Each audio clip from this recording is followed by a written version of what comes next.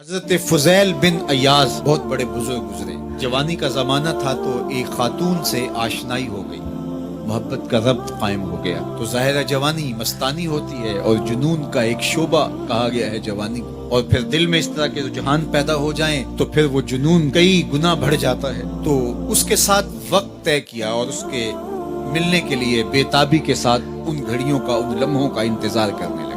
خیر جب وہ وقت آیا تو اس کے گھر کی طرف چلے اور اس کے گھر کی دیوار پھلانگنے لگے تھے کہ ساتھ والے مکان سے کسی قاری قرآن کی تلاوت کی آواز کانوں میں پڑی. اور وہ پڑھ کیا رہا تھا، الم یان للذین آمنوا ان تخشع قلوبهم لذکر اللہ وما نزل من الحق. کیا اہل ایمان پہ وہ وقت نہیں آیا کہ ان کے دل اللہ کے ذکر اور اللہ کی یاد، اس کی محبت میں تڑپ اٹھیں اور وہ خوف خدا میں مبتلا ہو، اور جو نازل ہوا قرآن، اس قرآن کی محبت میں اس کے دل میں خشیت پیدا ہو. بس یہ کانوں میں پڑنے کی دیر تھی کہ دوبارہ گلی میں چھلانگ لگائی اور کہا میرے اوپر وہ وقت آ گیا ہے، اور جنگلوں کو روتے ہوئے نکلے. اور حضرت فضیل بن ایاز پھر ولیوں کے امام قرار پائے.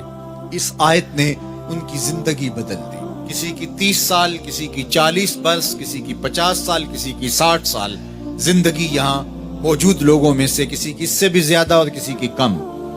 اس آیت کریمہ کو ذرا اپنے اوپر وارد کریں تو اللہ ہمیں نصیب کر دے کہ ہمارے دل تیرے خوف سے کانپ اٹھے اور تیری خشیت سے ہمارے دل لرز اٹھیں، اور قرآن کے ساتھ ہمارا ربط مضبوط اور مستحکم ہو جائے، اور ہم یہ اقرار کرتے ہوئے تیرے حضور حاضر ہو جائیں، مالک وہ وقت آ گیا ہے کہ ہمارے دل تیری یاد سے، تیری محبت سے، تیرے پیار سے مالا مال ہو گئے، اور اپنی باقی زندگی ہم تیرے پیار میں، تیری محبت میں اور تیری یاد میں بسر کریں گے.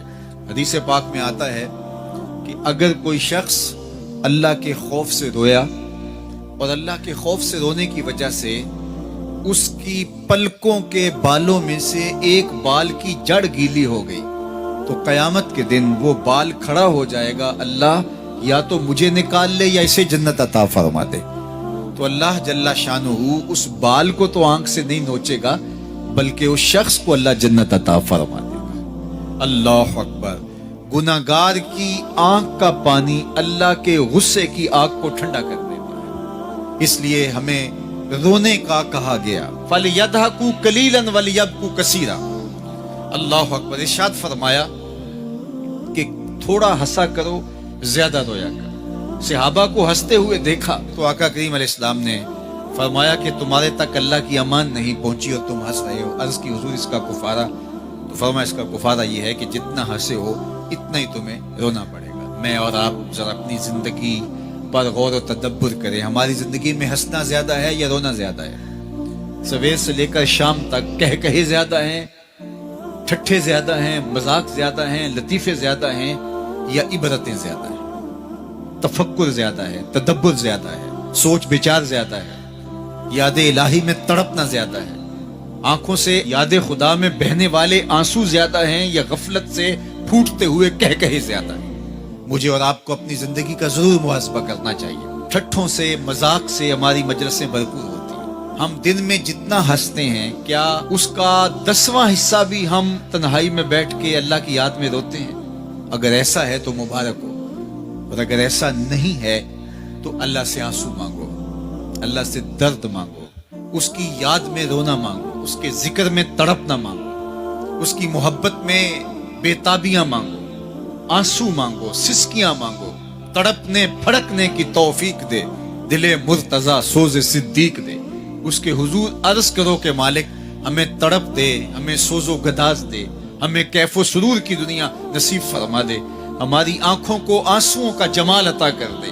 اور اگر ہماری آنکھوں میں آنسو نہیں ہیں، ہمارے پاس کہے ہیں، کہتے ہیں جو ہنستا ہوا گناہ کرے گا وہ روتا ہوا جہنم میں جائے گا، اور جس نے یہاں دکھ سہے، تکلیفیں سہی، آلام سہے، اس کے بدلے میں اللہ تعالیٰ اس کو وہاں راحتیں عطا فرمائے گا. فرمایا کہ مومن کے پاؤں میں کانٹا بھی چبھے تو اللہ جل شانہ اس کا صلہ بھی اس کو قیامت کے دن عطا فرمائے گا. تو یہ جو تفکرات ہیں، یہ جو دکھ آتے ہیں، یہ جو تکلیفیں آتی ہیں، مصائب آتے ہیں، مشکلات آتی ہیں، اذیتیں ہمیں پہنچتی ہیں، تو اس پر صبر کرنا چاہیے اور اللہ کا شکر ادا کرنا چاہیے کہ ہم ان مصائب سے گزر رہے ہیں، ان مشکلوں سے گزر رہے ہیں.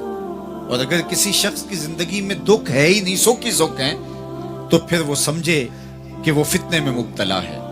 اس لیے زندگی کے اندر یہ آنے والی تکلیفیں، زندگی میں ملنے والے دکھ، اذیتیں، یہ اللہ تعالیٰ کی طرف سے ہمارے اوپر ایک انعام ہے، اور اللہ تعالیٰ جل شانہ اس کے بدلے میں ہمیں آخرت میں صلہ عطا فرمانے والا ہے۔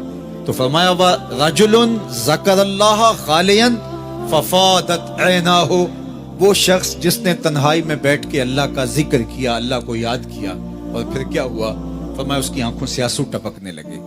تو میرے اور آپ کے آقا و مولا نے فرمایا قیامت کے دن جب کوئی سایہ نہیں ہوگا، یاد الہی میں رونے والے کو اللہ اپنے عرش کا ٹھنڈا سایہ عطا فرما دے گا۔ تو یہ رونا بہت بڑی دولت ہے، یہ بہت بڑی سعادت ہے۔